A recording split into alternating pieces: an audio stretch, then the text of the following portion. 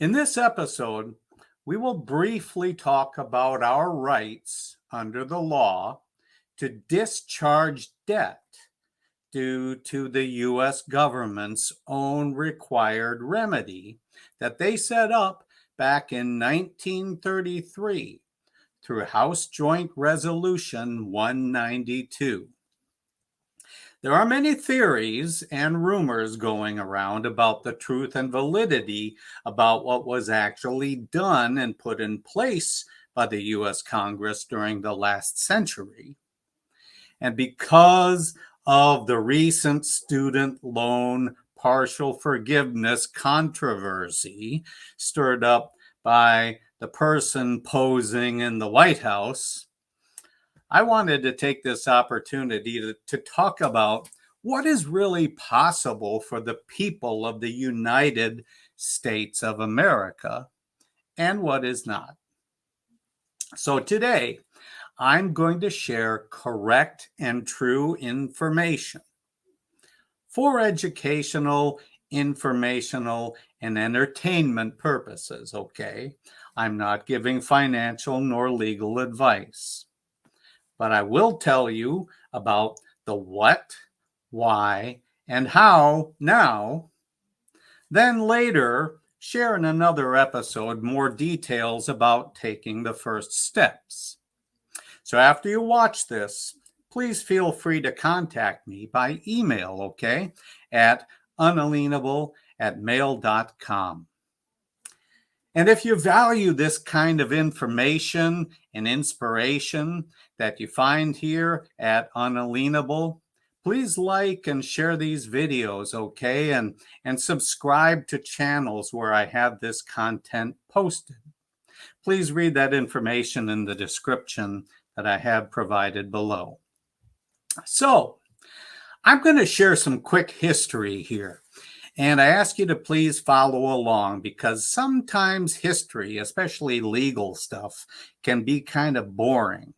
Although this is really rather intriguing because as diabolical as our government and the people involved sometimes get, unfortunately, we find that it's also rather genius. And we really have to carefully read and discern and understand, or overstand, if you want to say it that way, what is really going on and how we are to deal with things that are set up for us in this world where we find ourselves living now, okay? So I want you to listen to the very basics of what actually happened.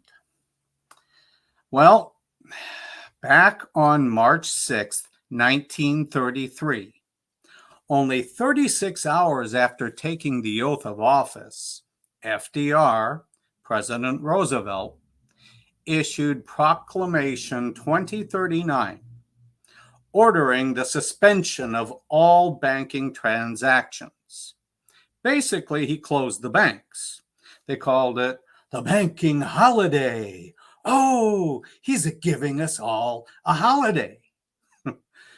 And then for an entire week, Americans would have no access to banks or banking services.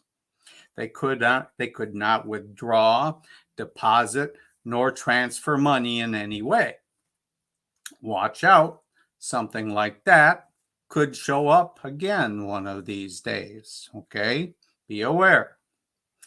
But this order also weakened the link between gold and currency notes that were in circulation being used as money. Instead, the order was to issue currency against the sound assets of the banks and the people, not the gold held by the government. And this is important to get, all right? I'll say it again. Instead of linking the currency notes to gold held by the government, their assets, the order was to issue currency against the sound assets of the banks and the people. Again, not the gold held by the government.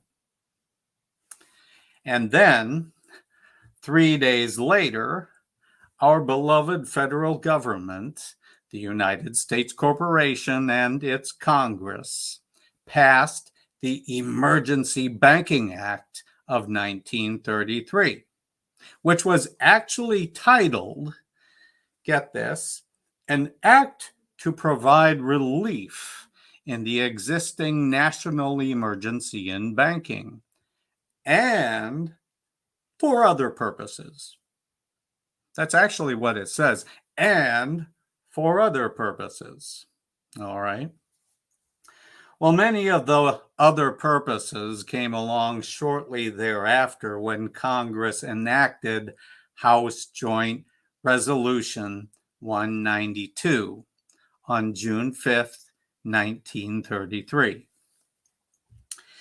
And among other things, HJR 192 was used to suspend the gold standard and to abrogate the gold clause.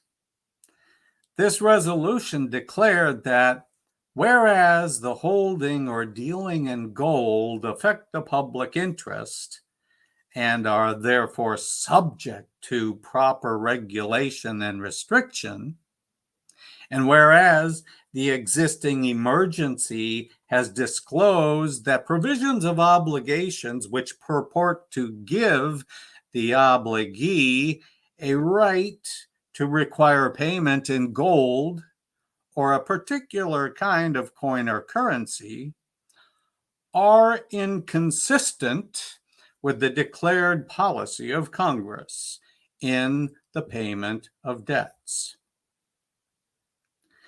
Now that's hard to read, let alone understand, I know. But basically what it's saying that in any situation where people, the public, asks for payment in gold or any particular kind of coin or currency, as they always have, we're going to change that. It's inconsistent with our declared policy of Congress here in the payment of debts now. So we're going to do it some other way.